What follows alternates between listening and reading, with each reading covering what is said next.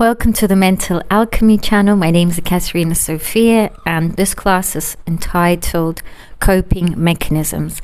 I felt that it's really important to have this video as a standalone because we have already used the term coping mechanisms in the previous class and we will continue to use it throughout the future classes. So what is a coping mechanism? Well, it can pretty much be absolutely anything that we do in order to cope with life's challenges. So if you've had a long day at work and you come home and you have a glass of wine and you relax, then your coping mechanism to deal with the stress from work is to have a glass of wine. And this is absolutely fine if it's aligned with your goals.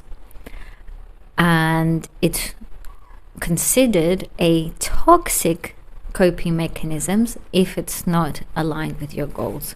So let me give you an example between a positive coping mechanism that suits your life and a toxic one. So let's continue with the example of the glass of wine. If your current lifestyle allows you to have a glass of wine and you're perfectly happy with it and it's not contradicting to any of your goals, then it's absolutely fine. And you can continue as you are doing because it facilitates for you not to have stress. And stress is something that definitely should be avoided and is probably a greater sickness than a small amount of damage that a glass of wine will do. However, if you are experiencing some health issues or you have decided that relying on alcohol is not something that you wish to have in your life, or it contradicts your current fitness goals, or it's starting to interfere with your relationship or finances, whatever it is, then it automatically becomes a toxic coping mechanism. And why is this important?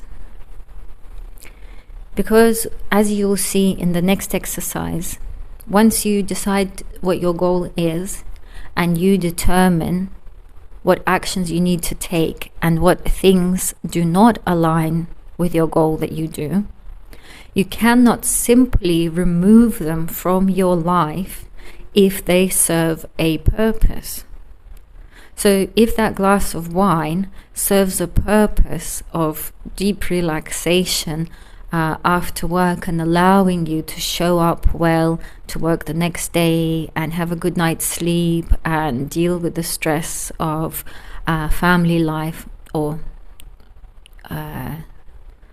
awaken intimacy in you, or whatever it is that you use it for, and you simply decide not to drink anymore because that's part of your health and fitness goals, then there is a gap left. There is nothing that you do in order to deal with the stress from work.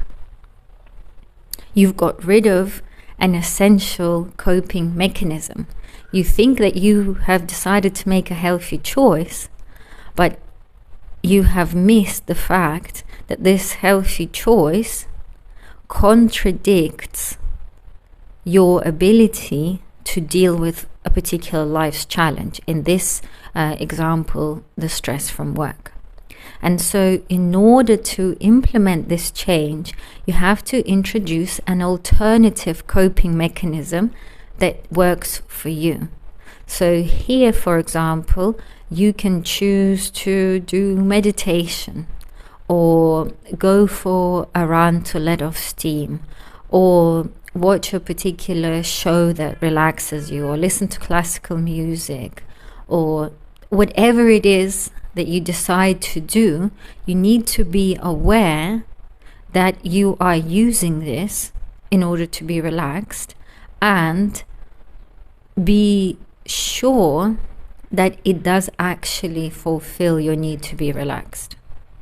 If you do not do this, you will either fail on your goal of health and fitness and start drinking because you can't cope without it, or you will simply turn to an alternative coping mechanism without your awareness, which can potentially be even more toxic or destructive to you, or get in the way of your other goals.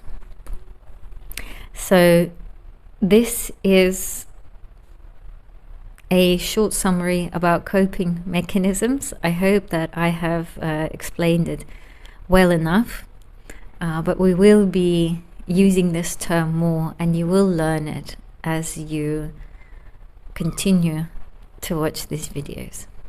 Have a lovely day.